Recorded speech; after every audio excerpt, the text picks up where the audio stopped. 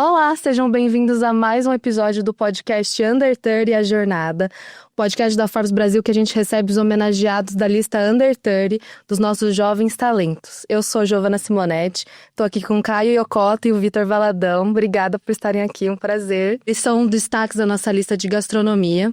São jovens talentos da cena gastronômica paulistana, à frente do Aiô e do Mapu, restaurantes que são sucesso de público, de crítica, que já foram reconhecidos pelo Guia Michelin, recomendados pelo Guia, de comida taiwanesa e que vão contar um pouquinho da trajetória deles. Prazer estar aqui com vocês, gente. Muito obrigada. Prazer nosso, Gi. Obrigado pelo convite, alegria poder estar aqui. Pra gente poder conversar um pouquinho, né? Sim. Acho que dentro das nossas experiências a gente tentou traçar um caminho aí de muito aprendizado para a gente poder tocar os restaurantes, então uma honra a gente poder estar aqui para poder falar sobre esse caminho com você. Prazer, eu tô feliz de estar aqui com vocês. Então, vocês têm origens bem diferentes, né? O Caio é do interior de São Paulo, descendente japonês, gosta de comida asiática. O Vitor é mineiro, que foi criado em Fortaleza, que ama comida brasileira. E vocês se encontraram pelo caminho, uma dupla, pode-se dizer, meio improvável. Me contem do começo, como é que vocês se conheceram e o que conectou vocês logo de cara? Acho que pra começar primeiro falando, acho que tem essa questão do porquê que a gente gosta de comida, né? E queria falar um pouco sobre minha família, que já tem um restaurante há 43 anos, na verdade, lá em Bragança Paulista. Eu sou de Bragança Paulista, e eu acho que a comida sempre fez uma parte muito inspiradora na nossa vida, né? Acho que mudou muito a vida da nossa família. Em 2015, né? Vim para São Paulo e justamente a gente se encontrou na faculdade de gastronomia da Anhembi Morumbi. Então foi aí que, na verdade, a gente se conheceu. Estavam os dois trocando as nossas carreiras, justamente. Eu acho que vale a pena falar disso. Antes de tudo, eu queria fazer engenharia de alimentos. Então eu saí de Bragança, fui para Campinas na Unicamp, fiz 2 anos de engenharia de alimentos. Não gostei, falei assim, eu acho que assim, eu gosto muito da parte química, da parte dos alimentos, mas eu acho que o que eu gosto mesmo é de gente, é de fazer também as coisas no restaurante. Então em 2015, vou pra São Paulo e aí que a gente se conhece também, né? Eu acho que tem um pouco disso e daí a gente começou a trabalhar, estudar juntos e cada um trabalhava em um restaurante também. Então a gente sempre se encontrava todas as manhãs e olhava um outro com as olheiras, né? Falava assim, nossa, acho que ele trabalha, né? O olho fundo nunca mentiu. Tá dando duro. Então a gente estudava junto, mas cada um trabalhava em um restaurante e a gente foi ficando amigo, fazendo as aulas juntos, fazendo dupla, e a gente começou a perceber que a gente trabalhava muito bem junto. Acho que o começo de tudo foi por aí, né, Vitor? Eu cheguei na sala do Caio já no meio do semestre. Eu fazia faculdade no período da noite, trabalhava de manhã, e aí mudaram o meu turno no restaurante para eu trabalhar à noite, aí eu precisei estudar de manhã. Então caí no meio do semestre numa sala que eu não conhecia ninguém. Então cheguei naquela meio que mais quietinho e fui tentando entender quem que eu ia ter algum tipo de... eu acho que é algo em comum, né, pra gente poder fazer amizade. E o trabalho, acho que foi esse pontapé da nossa amizade, assim, de... Quase ninguém trabalha na sala. Quem trabalha aqui porque eu quero conversar sobre trabalho. Eu vim para São Paulo para estudar gastronomia, para trabalhar com restaurante. Antes disso eu estudei Direito, fiz metade do curso de Direito. Chegou no 5º semestre, eu comecei a trabalhar, eu falei assim, puta, acho que não é para mim esse mundo jurídico. Eu achei que era algo que eu gostava e gostava, ainda gosto muito dessa questão de ler, enfim, né, somente a parte mais filosófica, né, da questão de direito. Mas trabalhar com isso não bateu bem pra mim, assim. Não te preencheu? A parte do direito é muito sobre você entender quais são as normas e aprender a usar elas. E eu acho que eu era um pouco mais fundamentalista, então eu queria que as normas, as leis pudessem realmente falarem sobre justiça. Isso não acontece. E no meio da faculdade de Direito eu já tinha essa vontade de alguma forma trabalhar com restaurante ou ter um restaurante, porque eu gostava do hobby. Eu passei uma vida inteira refutando a ideia de restaurante é um bom negócio, é uma empresa bacana.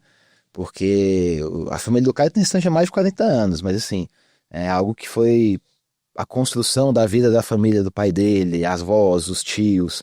Lá em casa, meus avós tiveram um restaurante. Ah, é? Só que foi num momento horrível. Meu avô quebrou, mais ou menos década de 80, e pra sair da pindaíba, o que a gente faz? Puta, que a gente cozinha bem e a gente sabe receber bem. Vamos abrir um bar. E eles tiveram uma petisqueira, na época era a petisqueira da mamãe lá em Belo Horizonte, por mais de 10 anos, e sempre foi muito difícil. Porque era um momento difícil financeiro da família, todo mundo tinha que trabalhar, minhas tias, meus tios. Então eu meio que tinha um pouco dessa visão do trabalhar com comida é algo que, assim, não é uma opção. É algo imposto por uma necessidade. Um plano B, talvez. Tipo isso. Só que no meio do caminho da faculdade de Direito, eu querendo... Cara, quero escrever livro para um dia ter grana e montar um restaurante para eu poder fazer o que eu gosto. Quando eu comecei a trabalhar, eu falei, esquece. Deixa que o dinheiro depois eu arrumo, deixa eu aprender a montar um restaurante. Não, e depois eu vou atrás do dinheiro. Morava em Fortaleza na época. Fortaleza não tem uma cena gastronômica, principalmente a parte de educação, de formação, que é muito farta, assim, que é boa. Eu falei, puta, eu tenho que sair daqui. Vou pra São Paulo. Na terra das oportunidades. Só que aí não vim pra cá. Você foi pra onde? Eu fui pra Belo Horizonte. Ah. Eu sou de Belo Horizonte, né? Eu sou nascido em Belo Horizonte. Mas o único ano que eu morei em Belo Horizonte foi em 2014, que eu falei assim, se eu não posso pra São Paulo, vou morar com meu irmão em BH, vou começar a trabalhar, estudar lá e depois vou pra São Paulo. Aí um ano em Belo Horizonte eu falei, realmente, São Paulo é único, assim, pra... Eu acho que para poder aprender, crescer, entender mercado, o mercado aqui é muito parrudo, é muito grande. Para tudo, né? Mas principalmente para comida. E foi aí que eu falei, não, 2015 eu preciso para São Paulo. E aí no meio do caminho, caímos na mesma sala. Eu acho que essa vontade de aprender, estudar, trabalhar bem, sabe? Foi algo que realmente conectou muito a gente. E com o tempo, talvez uma amizade que não fosse óbvia, ela acabou se tornando cada vez mais sólida, muito pela... Eu acho que as aberturas, trocas, sabe, as transparências, a gente teve já muita conversa dura, isso no comecinho da amizade, assim, muita cobrança de, puta, pra mim isso aqui é importante, isso aqui não é. Então acho que a gente foi construindo uma amizade que foi à base de muita transparência, sabe? E aí, enfim, estamos aqui até hoje, né? 10 anos. Tem 10 anos. Mas começou com, puta, esse cara eu acho que trabalha, vamos... Vamos trocar ideia. Preciso entender como que é em outros restaurantes, preciso conhecer gente, a gente tá em São Paulo, network é importante, e, enfim, no final, uma coisa singela que era até um colega de sala, se tornou isso aqui hoje. E a gente veio desse negócio de, tipo... Cara, a gente não veio com tempo pra perder de alguma forma, porque eu acho que também tem aquela ansiedade de quando a gente tá começando a falar, eu não tenho tempo pra perder, mas tudo é aproveitado, né? Então acho que a gente tava muito com sangue no olho naquela época de também conversar sobre gastronomia, né? Compartilhar as coisas, e acho que isso que ajudou também a rodar mais as coisas, e a gente percebeu que a gente tinha os mesmos objetivos nesse sentido de, cara, a gente quer fazer um bom trampo. Só que é ao longo prazo, né? E como que a gente vai chegar lá? Então, acho que isso ajudou muita gente, porque em questão de background, de histórias, a gente tem histórias bem diferentes. Sim. Só que acabou se unindo por essa intersecção mesmo, desse sonho da gastronomia mesmo. E os dois tiveram coragem de mudar de carreira, né? Sair da faculdade muito jovens, imagino. E como foi esse processo de vou mudar? Olha, eu acho que pra mim foi um negócio assim que eu agradeço meu irmão, na verdade, porque o meu irmão é mais velho e ele teve, na verdade, o primeiro passo, né? Ele ia fazer engenharia e ele acabou trocando de curso, ele foi trabalhar com marketing e isso foi um negócio, foi uma questão da nossa família num ponto, só que ele também foi muito verdadeiro com os sentimentos dele e o meu irmão é uma puta inspiração pra mim, então acho que pra mim eu tava mais amaciado. Então, e os meus pais, como já tinham um restaurante, e eles sabiam que desde pequeno eu falava que um dia eu queria ser cozinheiro. Então eles sabiam que em algum momento isso ia surgir. Porque, tipo assim, desde pequenininho eu falava, gosto de cozinhar, gosto de cozinhar, gosto de cozinhar. E falava, rapaz, esse menino gosta de cozinhar e comer, na verdade, gosta de comer, esse menino. Então acho que sempre foi essa coisa. Então, na minha transição, achei que foi tudo mais fácil. Porque o meu irmão acho que já tinha botado a cara a tapa antes. Pra ele acho que foi um pouco mais difícil. Mas vendo tudo isso, acho que foi muito importante pra realmente seguir o que eu seria feliz por completo. E eu acho que essa foi o pulo do gato, né? De ter pessoas que incentivassem essa mudança mesmo. E que apoiassem também financeiramente essa mudança. Acho que essa questão de ter o privilégio também dessas pessoas poderem ter apoiado essa trajetória. Falar assim, não, ó, tá bom. e de como que a gente faz jus a essa aposta também, né? Acho que a gente que veio pra cozinhar aqui, falou assim, não, então não tem... Aí quando eu falo do tempo a perder, é isso, cara, não tem tempo a perder. Estão também apostando, sei lá, em mim, eu vou fazer jus a toda essa dedicação de energia. Mas eu senti que na hora de escolher foi até um pouco mais fácil por conta disso. Porque eu falei, cara, se eu não vou ser engenheiro de alimentos, eu só posso ser cozinheiro, porque são as duas únicas coisas que eu gostaria de ser. Então acho que pra mim foi um pouco disso, assim. O meu foi de muita aprovação, assim, não que eu não tive apoio, suporte, mas meus pais, principalmente a minha mãe, ela tem bastante medo do mundo, normal, o mundo assusta mesmo. Uhum. E quando eu falei que queria largar o direito, imagina, lá em casa, meus pais são advogados, meu irmão é advogado, como assim, né? Tipo assim, como assim? Pra fazer, ser cozinheiro? Pra fazer cozinha? Pra trabalhar em restaurante? Você tem certeza? Tem certeza? São Paulo? Não, São Paulo não tem como. Belo Horizonte? Você mora com seu irmão, já ajuda seu irmão? Tudo bem, vai pra Belo Horizonte. Toda semana. Mas tá feliz mesmo? Mas tá satisfeito? Mas é isso mesmo que você quer? Por que você não termina a faculdade de Direito, depois você estuda gastronomia?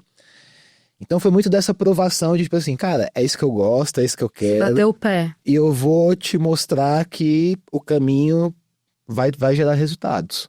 Então fiquei um ano em Belo Horizonte, arrumei um trabalho bacana, tirava boas notas e falei assim, putz, ó, seguinte, sei que vocês não conseguem me ajudar tanto em São Paulo, mas com o que vocês conseguem?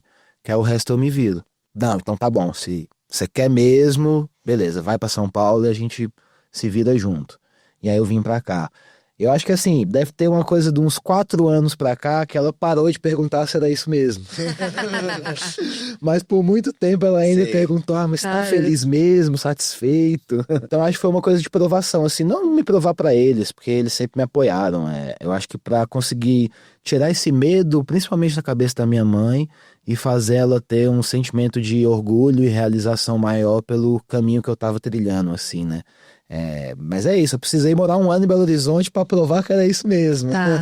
E empreender era parte dessa aposta? Vocês sempre quiseram empreender? Eu sempre quis ter um negócio que, não que me representasse ou que fosse a minha cara exatamente, mas que pudesse falar por mim. E com o tempo, na verdade, eu fui descobrindo que nem era isso que eu queria algo que pudesse falar por um monte de gente. Isso aconteceu já no Mapu, já com a oportunidade do Duílio da gente poder realmente fazer parte do negócio, né?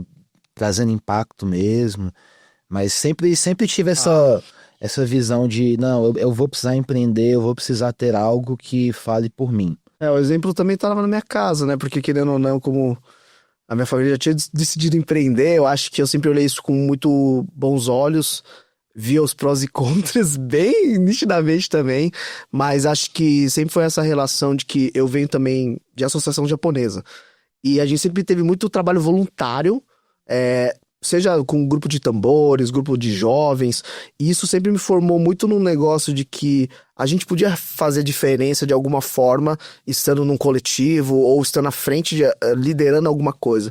Então, desde sempre, assim, desde pequeno, participei desses grupos e pra mim sempre foi a visão, nossa, é muito legal ajudar a criar coisas e moldar coisas e poder trazer mais gente junto. Então, pra mim, sempre foi um negócio muito estimulado desde que eu tava lá e eu nem sabia. E às vezes era um grupo de tambores japoneses, que é o taiko. E sempre teve aquela vontadezinha de falar assim, pô, eu vou ter que realizar muito, eu vou ajudar outras pessoas a realizarem os sonhos delas, mas em algum momento eu vou ter que também botar esse meu sonho pra frente pra poder realmente disseminar mais coisas que a gente queria. Porque a gente até conversava muito, eu e o Vitor, sobre o que é uma utopia, né, nessa parte de empreendedorismo de restaurante. E a gente ficava falando, nossa, como que a gente vai conseguir pelo menos parte dessas coisas que a gente acha que é utopia, né? Então acho que a parte legal também foi ter visto que desde o começo a gente se questionava. Pô, quando a gente saía 2 horas do restaurante, ele ia me dar carona às vezes pra casa e a gente ficava conversando mais 1 hora falando, cara, será que em algum momento a gente vai conseguir empreender um restaurante em certas condições específicas? Ou a gente vai precisar... Por que essas pessoas fazem desse jeito? Por que fazem desse outro jeito? Então a gente sempre se questionou muito sobre isso. E eu acho que com a vinda do Mapu e a oportunidade que o Duílio, que é o fundador, deu também de incluir a gente no negócio, pra gente também botar um pouco do que a gente tinha de visão de negócio, visão de cozinha, visão de gestão e liderança, eu acho que tudo isso se somou muito... junto com nós três, a gente conseguiu desenvolver essas coisas. Realmente, talvez a gente não esperava que ia ser nessa velocidade, nesse passo, mas tinha sempre essa vontadezinha, né? De, pô, quero empreender um dia. Deve ser difícil, mas vamos tentar, né? Aqui, ó, 2015 a gente entrou na faculdade. Aí a gente, em 2017, tá formado. Aí a gente tira esse ano de 2017 pra, assim, ajeitar a vida, né? A gente sempre trabalhou e estudou. Então, eu tenho um ano, né? A gente começa a ter um ano que a gente consegue ter tempo para viver e tocar o trabalho. A gente sempre trabalhou com muita vontade, muito forte. E em 2018, a gente saiu ao mesmo tempo do restaurante que a gente trabalhava. E a gente falou assim, tá, e agora? Vamos procurar outro emprego? Por que a gente saiu do restaurante? E com muita conversa a gente falou, não, vamos tentar a gente se entender como empreendedor, como chefe de cozinha, para entender realmente o quanto a gente quer ir a fundo nessa questão de tocar um negócio. E foi um ano incrível que a gente trabalhou autônomo com os nossos projetos pessoais. Legal. Então foi um ano de pessoas que contratavam a gente para fazer coisas na casa delas, ou a gente na nossa casa recebendo as pessoas. Foram 2 projetos mais marcantes, né? Sim. Que foi o Fogo de Chão e os Jantares Japoneses. Isso. O Caio encabeçava os Jantares Japoneses e eu o Fogo de Chão. E aí a gente se apoiava e se ajudava o tempo inteiro. E foi um ano muito legal da gente poder montar uma equipe. Eram pessoas que eram freelancers, mas da gente conseguir ter esse traquejo de chamar fulano que é bom nisso, ciclano que é bom naquilo, essa pessoa que a gente confia, essa outra que é rápida, para dar vazão para os eventos, gerir compras, gerir espaço. A gente morava junto na época, assim, uma geladeira de casa, a gente morava em 3. Morava 3 pessoas. A gente fazia evento para 60 pessoas. Caramba. Como que isso cabia na geladeira? Uhum. Tinha que ter toda uma logística, todo um preparo. Na época a gente tinha 2 gatos, então antes de começar a trabalhar, limpa a cozinha inteira, tranca os gatos, fecha a porta. Então a gente começou em 2018 a ter um ano de teste. A gente testar como que é de alguma forma empreender. Não era ainda nada muito formal, mas a gente acabou sobrevivendo muito bem, na verdade, nesse ano, né? Foi muito bom, assim, Mas realmente uma jornada bem intencional, né? Ah, Sim. foi. A gente achava que seria preciso a gente tentar fazer alguma coisa por conta, até pra gente entender qual que era o nosso perfil de gestão, de liderança, produto, a questão da expressão como chefe de cozinha também, que é muito importante. Mas acho que nem todo mundo tem essa maturidade, né? De perceber isso, ou de ir com calma, ou de ter esse tempo das coisas se acomodarem, se amadurecerem, né? Acho que a gente tem um privilégio de ter tido sempre muito suporte. Nunca foi um medo ninguém me contratar esse mês e eu vou ter que sair de onde eu moro. Mas a gente sempre correu como se fosse o propósito: eu preciso pagar esse aluguel, eu preciso custear meu lazer, eu preciso custear meu futuro. Então acho que é um pouco difícil ter coragem de dar o pontapé, porque o pontapé ele é muito...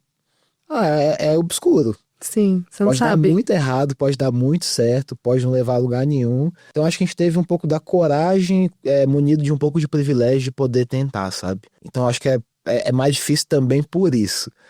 A coragem. Exposição. É o seu nome no contrato, na casa de alguém, para 50 convidados, que se der ruim, cai tudo sobre você. É você que vai ter que lidar. Nunca deu ruim, mas assim, perrengues, questões que a gente teve que lidar, né? Então eu acho que tem esse lado da gente... A gente teve bastante coragem, né? Quando você falou da intencionalidade também, eu acho que tem um ponto que pra gente sempre foi muito importante, é que, cara, você não sabe, você vai perguntar pra alguém que sabe.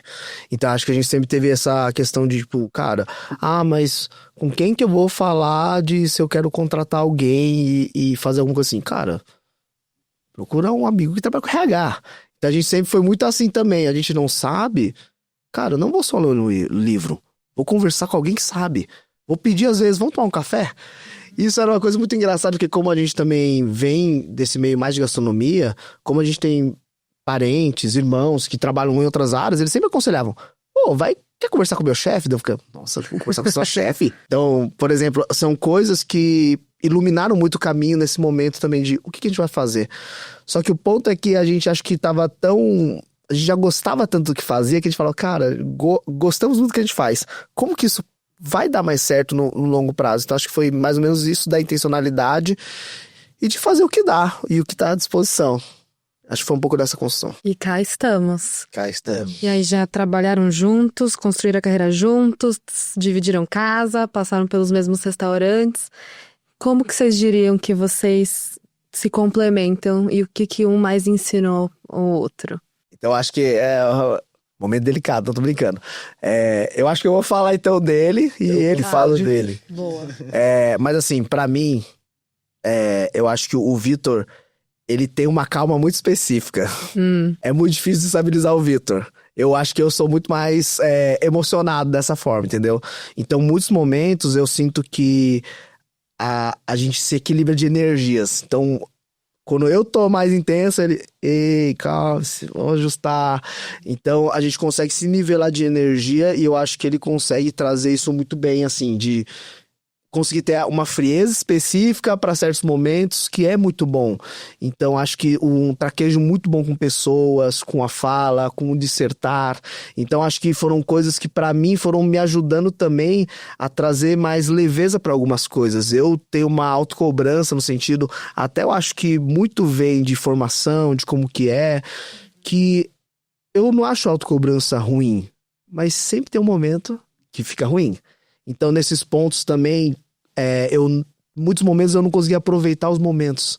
Eu tava mais pilhado no resultado, e não tá bom. Tipo assim, não importa se tá 9, tem que tá mais. E, tipo, cara, mas é aniversário, sei lá, de 2 anos numa pool, como você não tá feliz? Entendeu? Então, acho que era uma coisa muito doida, que acho que o Vitor me complementa muito nesse sentido, mais de conseguir apreciar de fato o que a gente tá fazendo. Ele sempre falando, vamos aproveitar. Aí eu fico, não, beleza, vamos aproveitar. Então acho que isso ajudou muito nessa parte de, equilibrar as autocobranças, ter um pouquinho mais de frieza também, não ser muito impulsivo. Então, porque eu acho que eu geralmente sou um pouco mais impulsivo, eu fico um pouco mais agitado nesse sentido. Então, eu acho que ele complementa dessa parte. Perfeito. Acaba sendo um pouco o oposto, de certa maneira, mas eu acho que o cara também tem energia. Nunca pega pra fazer um negócio sem uma intensidade muito, muito, muito alta, assim. Eu geralmente sempre vou aos poucos, então acho que talvez uma das grandes coisas que as nossas trocas, né, nesses 10 anos me engrandece bastante. Eu acho que é um pouco da autoestima de poder ter muita energia para vivenciar as coisas, sabe? Essa intensidade dele, talvez nesses 10 anos eu consigo entender, né, processos terapêuticos e tudo mais, de que talvez eram coisas que eu me segurava por algum tipo de falta de confiança, sabe? Então essa energia, essa forma de olhar as coisas, essa autoconfiança que ele tem, que é muito vivo dele, é um cara bem expansivo, divertido, brincalhão, sempre me ajudou muito a me podar menos ou ocupar os espaços de uma forma um pouco mais aberta também. Não sobre timidez, mas eu acho que sobre autoconfiança mesmo, de eu poder colocar a energia que eu quero, na intensidade que eu acho que é o ideal, no momento que eu quero. Antes eu tentava deixar muito o ambiente e me mostrar qual é o caminho, né? E enfim, eu acho que tem um lado bom, né, de poder deixar com que as coisas, o mundo te mostre o caminho, mas uma coisa que eu sempre aprendi muito com ele foi, não, o caminho é esse, bora, corre, vai, vamos pro caminho. Então, Botar uma meta ali. Então acho que nessa troca, esse lugar da autoconfiança, da energia, sempre foi uma coisa que me ajudou muito a lidar com todas as questões que a gente tem que lidar ainda até hoje, né? Sim. Com o tempo a gente acabou aprendendo novas coisas e compartilhando entre a gente novas habilidades, mas com certeza, Gi, a gente poder, do lado dele, acho que esse ponto, e pra mim a energia e uma autoconfiança, uma autoestima que sempre me ajudou muito também. Não, vocês se complementam muito bem. É isso. E na prática, como que é essa divisão no dia a dia? Como vocês se dividem? No começo acho que foi bem difícil, porque a gente sempre ocupou os mesmos espaços, tipo, literalmente também, e então era muito difícil a gente conseguir ter as suas próprias autonomias. Realmente foi um negócio que até a gente construir um estilo de trabalho, também foi entendendo até que momento a gente fica junto e até que momento a gente tem que fazer as coisas separadas, porque chega um momento da empresa que não dá pra fazer os dois juntos, tem que separar porque a gente precisa crescer também. Então acho que assim, teve um começo que a gente dedicou muito tempo para entender o que cada um vai fazer e o que cada um tem um pouquinho mais de aptidão também. Não que a gente só jogue nas aptidões, a gente também joga muito no que cada um precisa melhorar. Então, às vezes, a gente se bota nas posições que, eu preciso aprender a fazer isso, então deixa eu tocar isso. E no final é isso. Como que a gente se divide? Hoje são 2 operações. Então, não necessariamente cada um tá em uma, mas cada um precisa desempenhar um set de atividades em uma. Tudo isso tem que estar coberto de alguma forma. A gente tem que se garantir que toda essa parte que é o escopo está coberto. E como que cada um encabeça um projeto diferente, por exemplo, né? Que às vezes, assim, o Vitor, ele encabeça muito mais a parte criativa.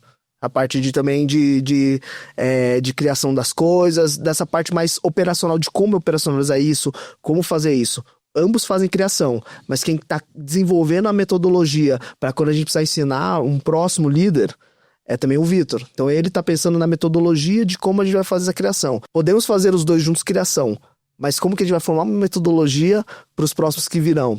O mesmo caso eu, por exemplo, que estou mais à frente do marketing das 2 casas. Então a gente começa a também ter que dividir esses escopos, mas no começo foi tudo muito junto.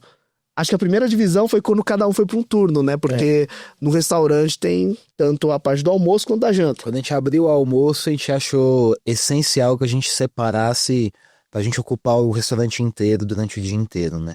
Enfim, a gente foi construindo os caminhos pra chegar um pouco na divisão que a gente tem hoje, que na verdade, cada momento a gente passa por transformações, né?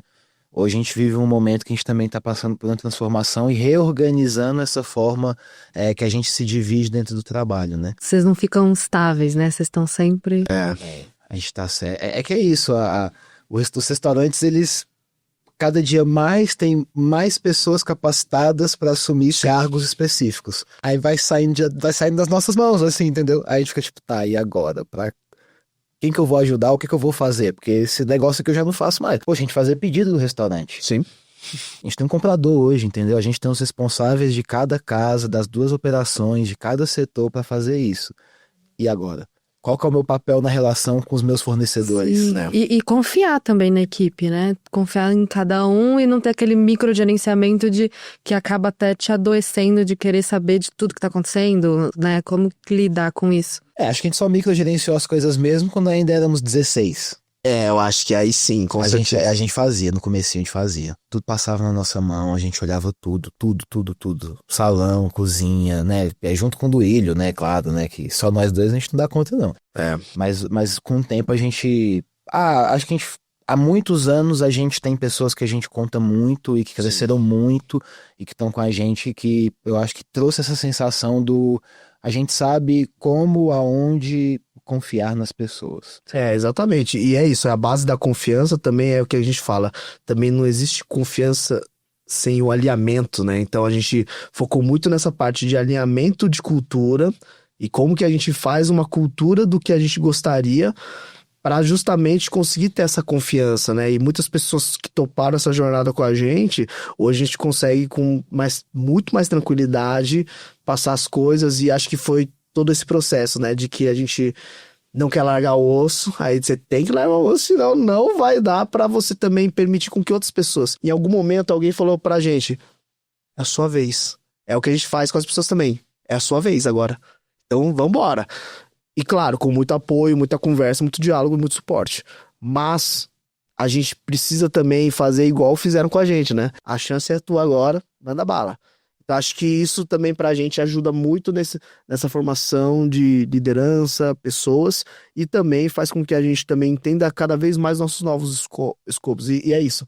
É os nossos primeiros negócios. Então a gente também tá aprendendo todos os dias. Então acho que é muito importante essa mente de principiante, que a gente tá sempre aprendendo, sempre potência, e a gente segue o baile. Não, muito legal. Sem prepotência, também dando votos de confiança que deram pra vocês. Isso é muito interessante de ouvir. E assim, o Mapu nasceu de um food truck, virou um negócio, um fenômeno, com milhares de clientes por mês. Não sei nem quantos, milhares, né? A gente tá falando de muitos. Toneladas de tudo.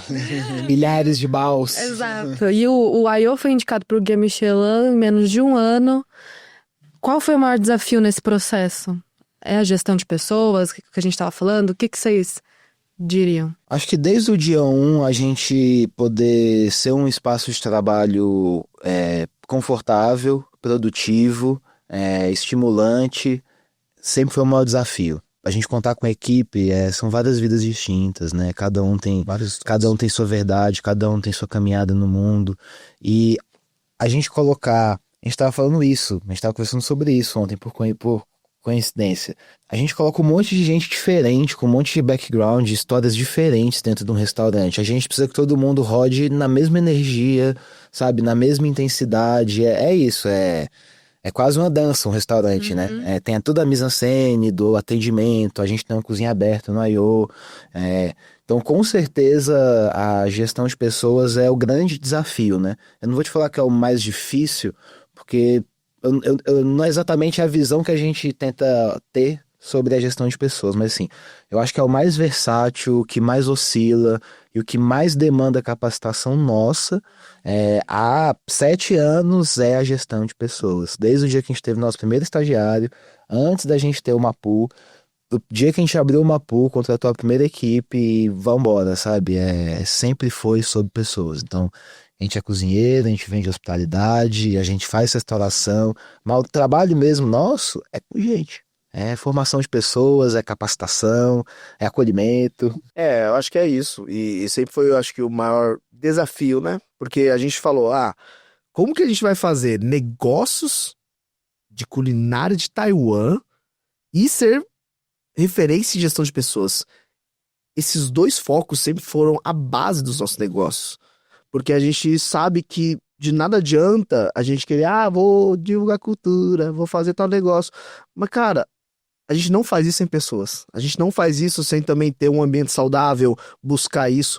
Eu acho que a parte mais dura, talvez, desse processo foi de perceber também nossas insuficiências, o que a gente precisa aprender, o que a gente precisa fazer. E durante todos esses anos foi muito legal de ver que a gente nunca abriu mão disso. Cara, vamos fazer isso no nosso tempo, da forma que a gente pode também. Cara, a gente não faz milagre, não venha pedir milagre, a gente não faz. A gente faz o quê? A gente faz trabalho duro, se a gente erra, a gente conserta. E acho que foi muito essa base que foi a coisa que a gente mais teve que sofrer. Choramos já, por exemplo, com momentos difíceis com pessoas, já nos emocionamos também, quando às vezes teve a saída de alguém muito específico que impactou também as nossas vidas.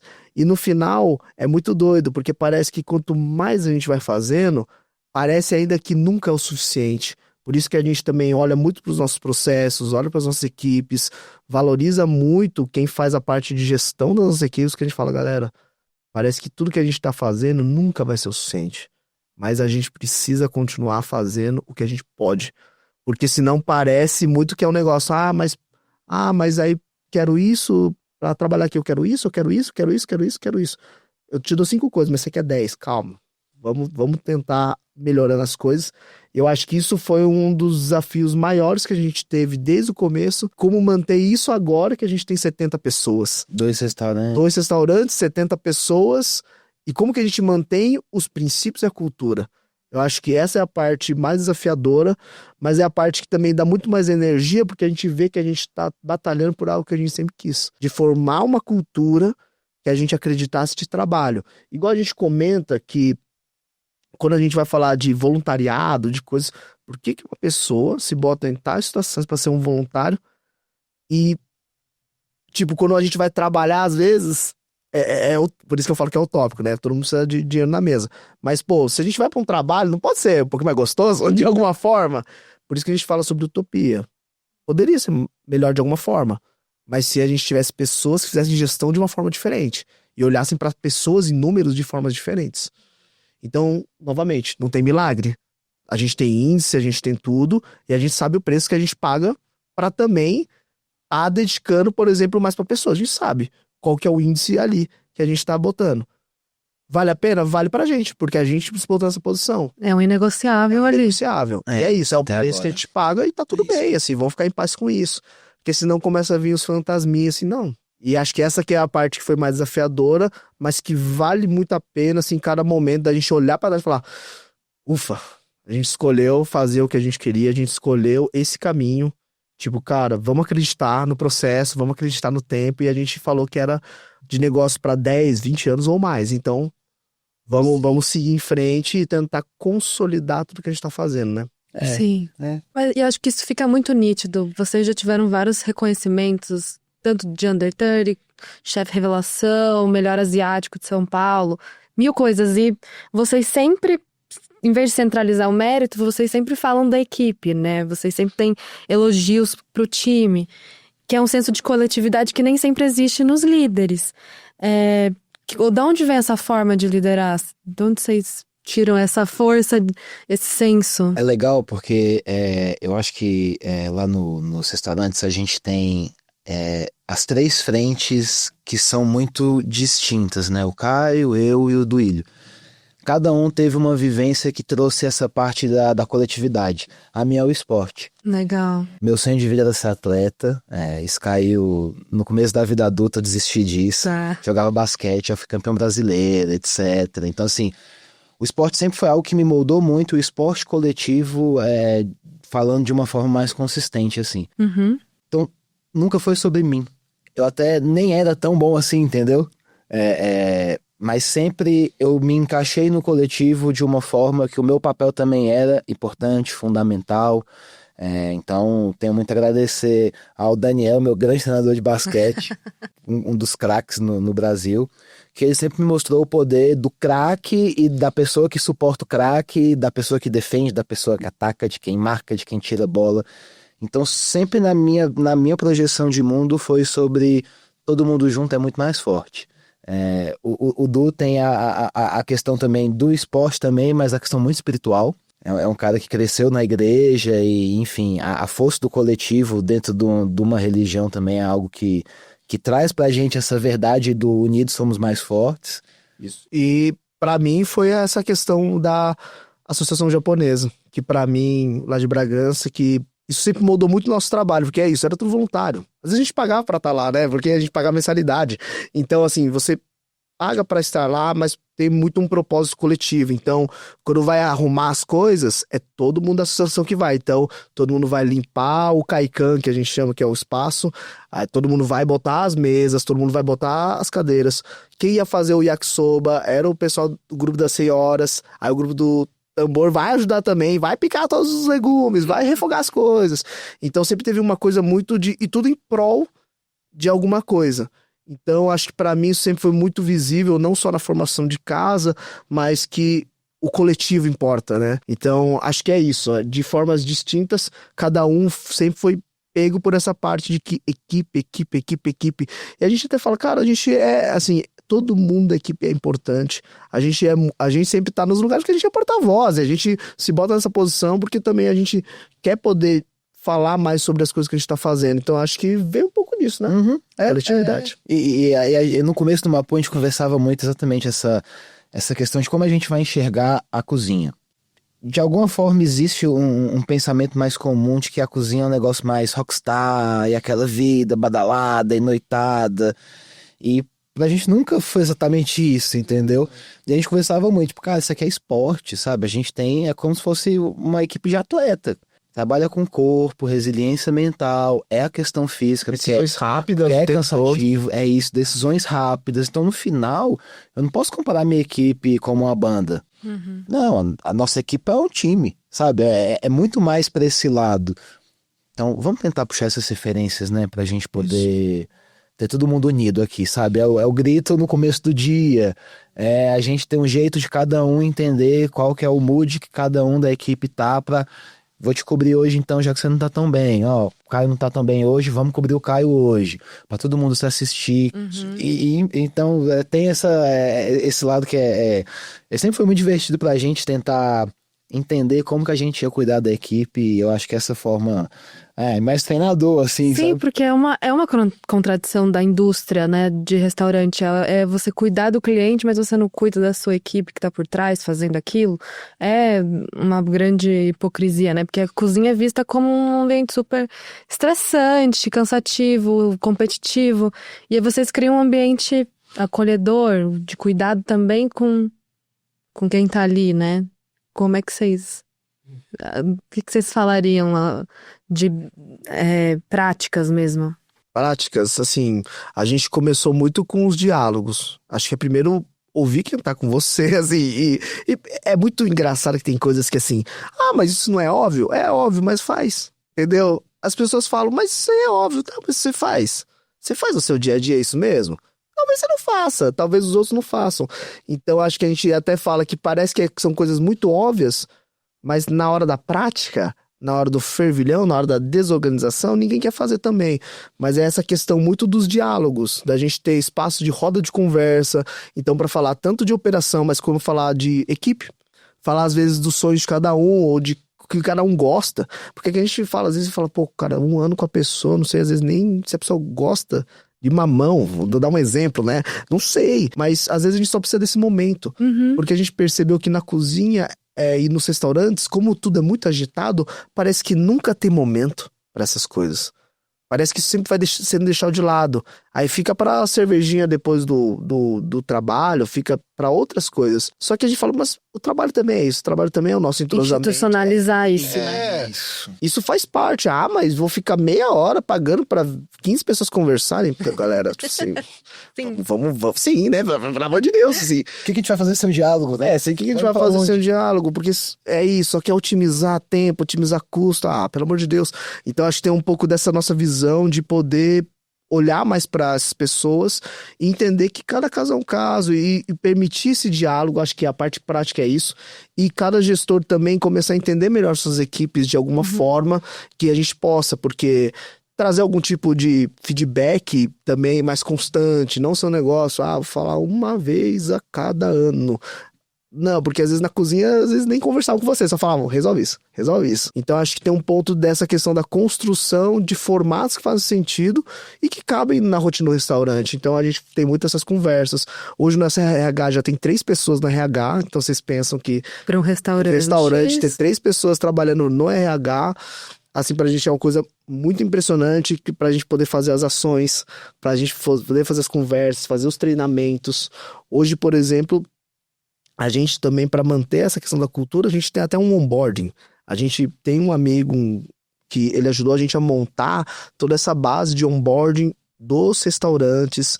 Então é um cara que faz educação no INSPER. Então era alguém que já conseguisse trazer uma forma modular, uma forma que fizesse sentido para a gente ensinar as pessoas o que é a cultura do nosso restaurante. Então hoje a gente já tem esse processo que roda. Então a pessoa entrou no restaurante, ela vai ter que passar pelo onboarding, que fala sobre nossa história, fala sobre Taiwan e fala sobre nossa cultura.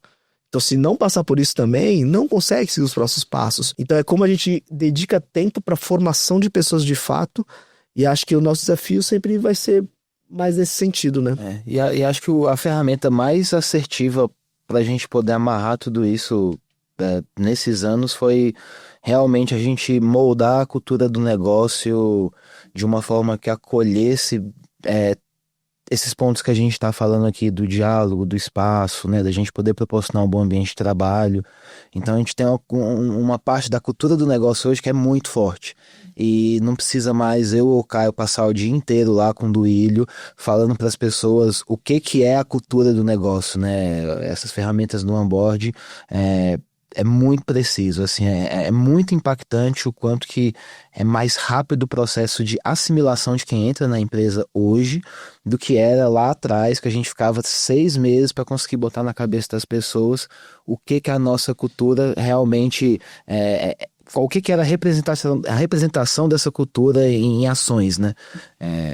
Então, é que os pilares são talvez a maior força da ferramenta, com a maior força que a gente conseguiu construir para moldar a equipe dentro dessa cultura. Certo. Quais são os pilares? Você quer... Podemos falar. Pode. A gente fala que a gente tem as 3 bases, que é excelência, cuidado e coragem, né? A excelência, porque eu acho que a gente também que veio dessa base de cozinha, a gente sempre pensou em fazer o nosso melhor, seja pra gente, pros outros, e como poder ter esse aprimoramento contínuo. Essa parte da excelência acho que é a parte mais fácil. Tem a parte do cuidado, que é isso, não é cuidado com o cliente só, é cuidado comigo mesmo, cuidado com o nosso jardim primeiro. Não vai regar o jardim do vizinho, primeiro rega o seu jardim aqui e depois a gente ajuda os próximos. Aí depois vem os clientes, vem nossos fornecedores, nossos parceiros. Ter esse cuidado pra gente sempre foi essencial, porque é aquele negócio, já tem toda uma energia em algum alimento pra você só pegar e não ter cuidado com ele. Não importa se é uma maçã, se é um caviar, não importa se é isso, cara, cuidado, acabou.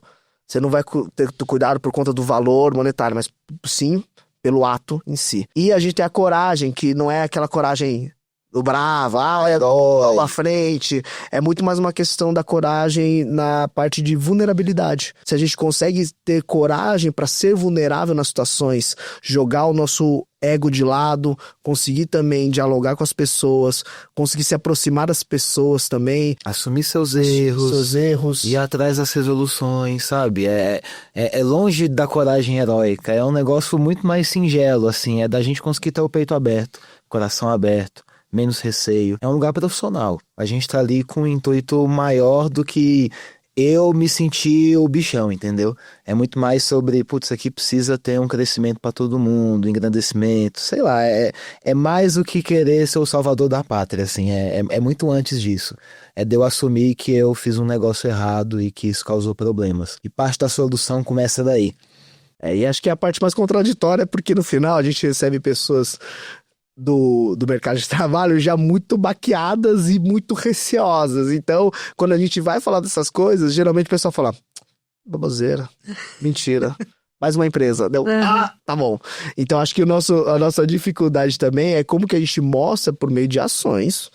Se a pessoa não quer também acreditar, não acredita, tá tudo bem. Tem vários outros lugares para trabalhar. Mas no nosso caso é como que a gente também mostra isso para as pessoas, porque a gente já tem uma sociedade nesse caso que tá muito baqueada, muito cansada de várias coisas.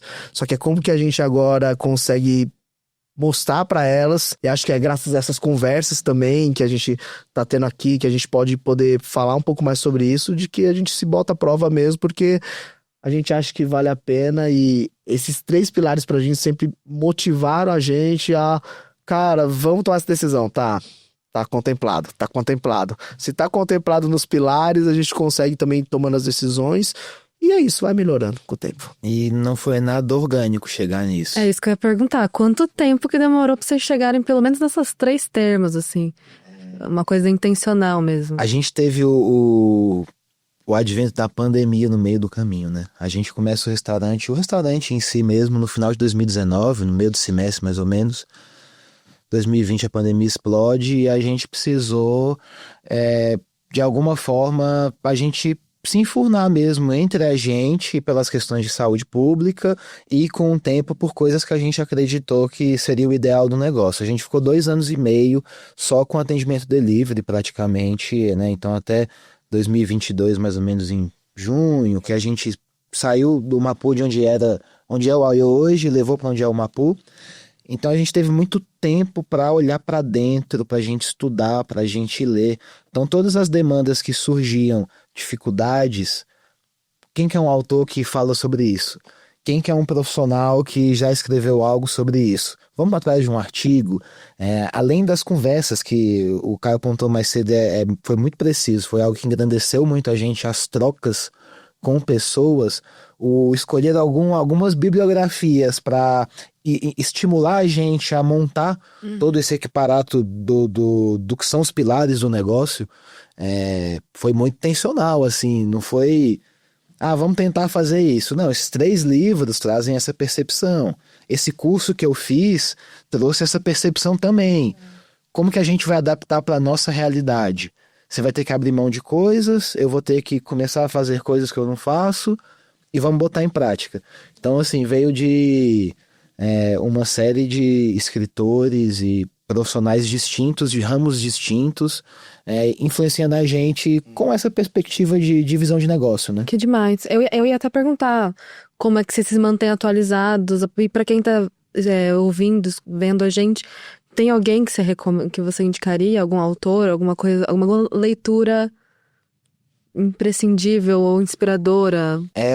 Isso é o pontapé dos pontapés, mas eu acho que dentro da nossa gestão dos restaurantes, algo que a gente demanda, né? Isso não é uma obrigação, cada um lê o que quer em casa, mas assim, que a gente demanda, assim, cara, seria muito bom se você pudesse ler essa autora para começar o processo de destravar para poder gerir pessoas. Brené Brown, com certeza.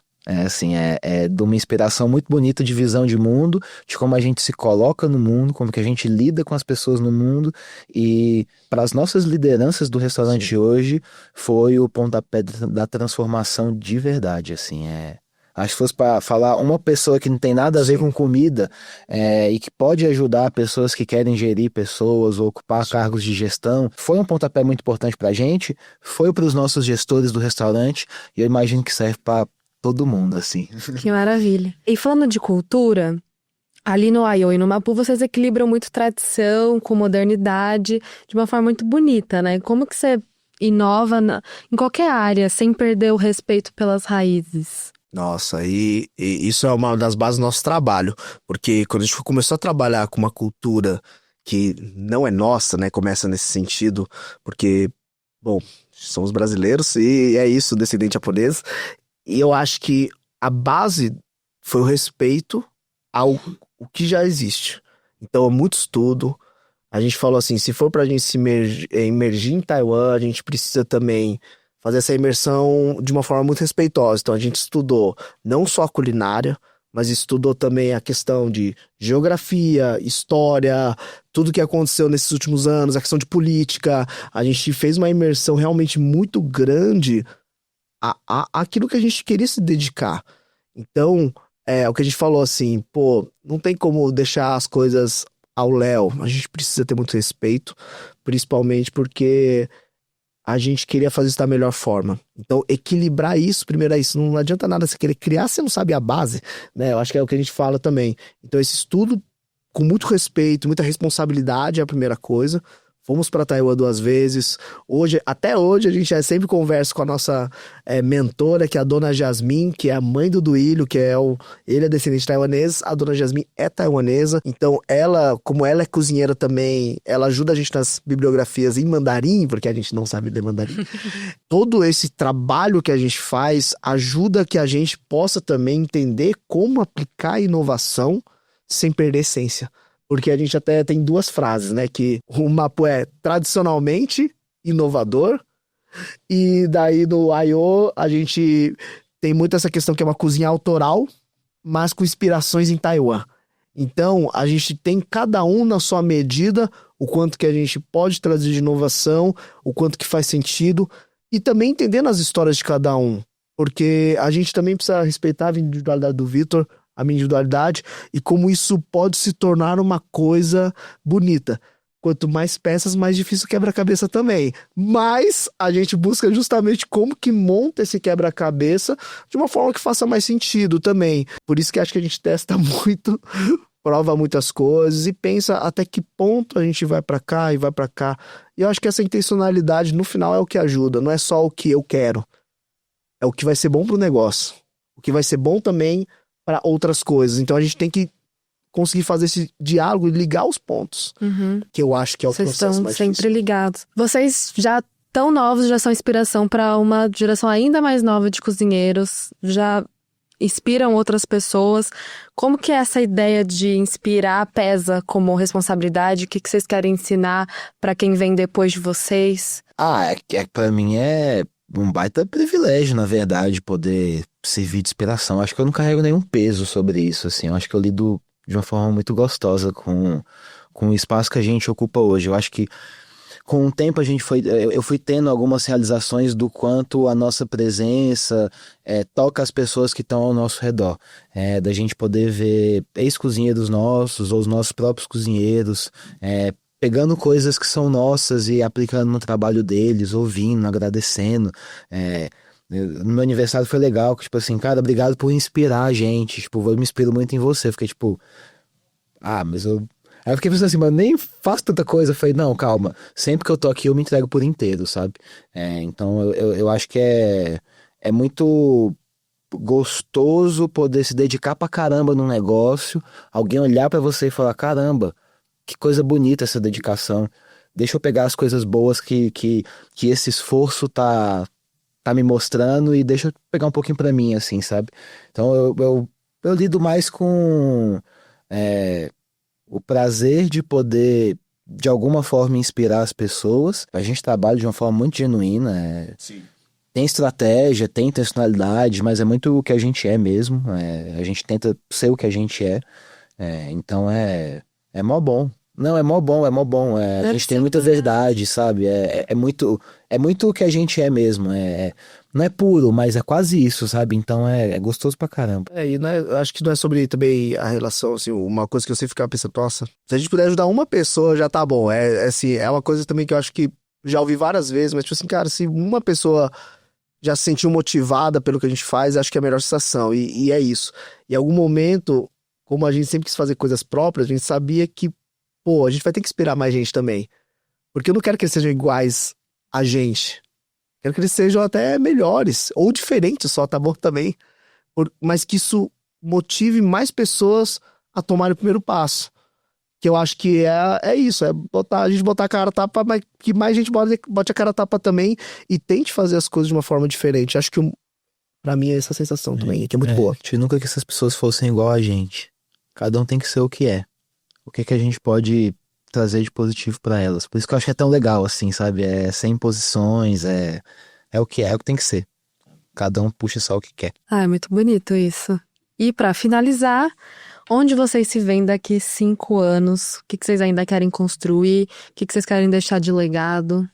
Eu acho que em 5 anos a gente vai ser, né, na verdade, como eu enxergo, eu acho que a gente vai estar num momento mais intenso ainda, profissional. Eu tenho certeza que as próximas etapas do nosso negócio vão trazer muito movimento, sabe? Muita correria pra gente.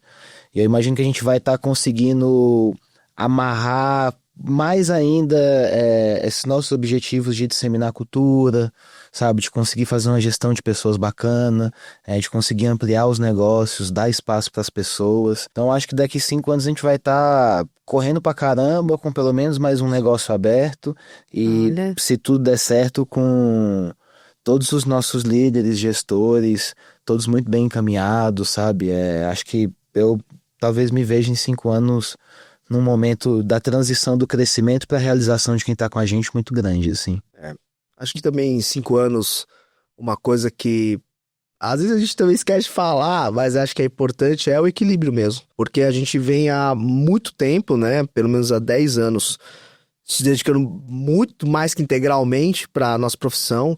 E é como também a gente consegue ter o sucesso nessa parte de carreira, mas conseguir também olhar para a parte de família, parte de saúde, como equilibrar também isso, que eu acho que é também a coisa que a gente mais tem a dificuldade às vezes, então por isso que eu acho que nesses 5 anos eu gostaria muito de ver essa questão profissional muito bem encaminhada, os nossos negócios, no final tudo vai se cativando, a gente até fala que em algum momento cada um também quer fazer outro tipo de restaurante, então a gente falou assim, até falou, cara, Taiwan é um negócio pra gente é muito incrível, mas pô, se um dia quiser abrir um restaurante japonês, falei, daqui uns 5, 10 anos a gente abre, sabe? Uma coisa assim.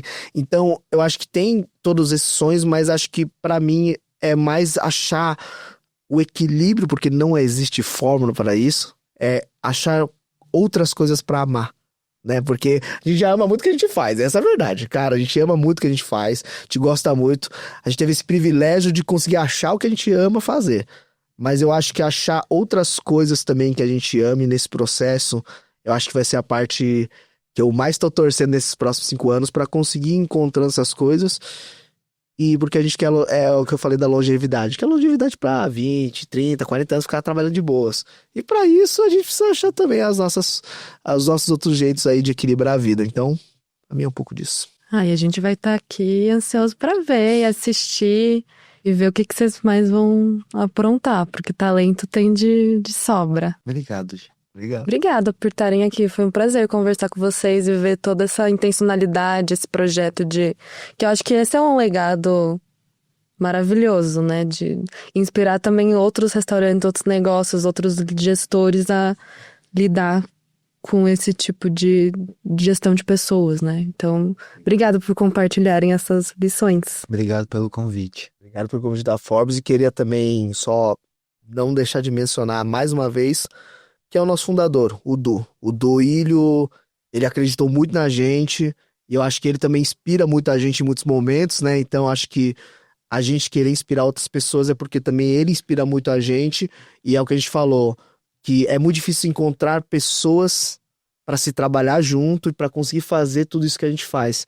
Então, queria só também em nome nosso poder deixar muito frisado aqui que o Duílio Lin é um cara incrível, ele é foda, ele é muito bom. E eu acho que isso faz com que também a gente vá seguindo passos cada vez maiores, porque também a gente se junta todo mundo e faz acontecer. É um voto com uma corrente de votos de confiança e é isso. Obrigada, gente. Muito obrigado. Esse foi mais um episódio do Under 30 A Jornada. Obrigada por acompanhar até aqui e até a próxima.